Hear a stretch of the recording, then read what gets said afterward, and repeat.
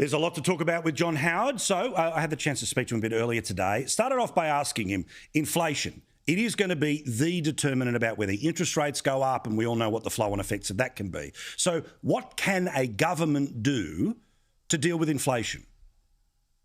By adopting very sensible, well-tried economic measures, such as not spending too much, trying to free up the supply side of the economy, to have a productive labour market.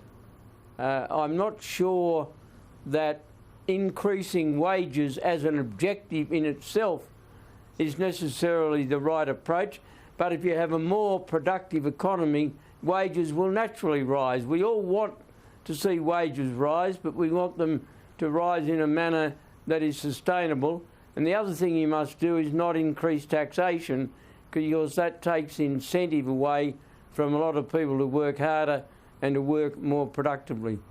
We've got so much choice these days. It's not just red or blue anymore. It's not just Coke or Pepsi anymore. There's craft beers. It's not just Foster's and Forex. So can you see a way that the Liberal Party can ever get back to 76 seats with so many options on a ballot paper? Oh, yes, it can. But it has to understand that it will take a very careful behaviour in opposition. We have to, as a Liberal Party, understand why we lost. We have to hold ourselves together. I think Peter Dutton is the right person to do that. He's very experienced. He's very level-headed. I know him well. He came into Parliament when I was Prime Minister, and I admired the way that he set about understanding the craft, and he came into Parliament with a lot of experience of the real world. He'd been a Queensland police officer. He'd also run a small business.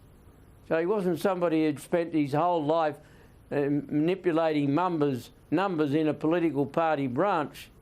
He'd actually had some real life experience, and I think it always helps when people go into politics that they have under their belt a decade or more of experience, at least, in some walk of life, which means they understand human nature, they can relate to people, and I think all of those things are assets that Peter Dutton has. So I think he's the right man for the time, and I'm not making any rash predictions, neither's he. Who knows where we will be in 3 years' time.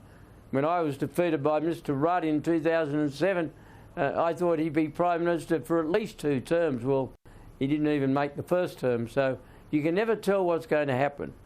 But the Labor Party has learnt from its mistakes, and it will be very careful, and we have to choose our targets, but above all, we have to develop a policy agenda for the next election. You can't go into an election campaign with generalisations. You can't go into an election campaign just relying on past achievement. You have to be offering something to the public for the future, because we Australians are an aspirational lot. We want to know what you've got next for us, brother, so to speak. And I think Peter Dutton understands that, and he'll work very hard to achieve it. Now, I'll be honest, I don't care much for the people who say we've got to go left, we've got to go right. The reality is there'll be plenty of disappointments from this government, and you need to restore trust and build confidence. So what do you see as the future for the party? Well, I think people who played the factional game inside the Liberal Party have done it a great disservice. One of the things I feel very strongly about the past few years is the party has become too factional, and their faction's not built so much on philosophy, they're just built on preferment. The factions are preferment cooperatives. They're not groups of people dedicated to a coherent set of principles. And I want to see more people in the Liberal Party who share the fundamentals. That's belief in the individual, belief in private enterprise, a belief in hanging on to those institutions and practices that have served us well, but also an open mind about beneficial change.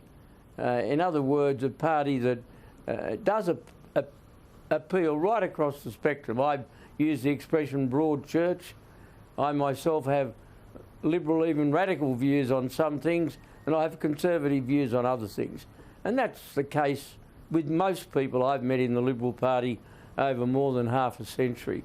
And I think if we see the Liberal Party in those terms, there's no reason why we can't see it rebuild. But it will take time, it will take patience, and it will take a certain amount of humility and a certain amount of understanding that when you lose after 9 years in government, then you've got to accept that there was something wrong with you. But it shouldn't mean that we blame the defeated leader. We blame Scott Morrison for everything that went wrong. I think Scott Morrison did a remarkable job in leading this country through the pandemic. I think he did a remarkable job pulling the party together in 2019 and winning that election. And I want to thank him publicly for the service he gave not only to the country but also to the Liberal Party.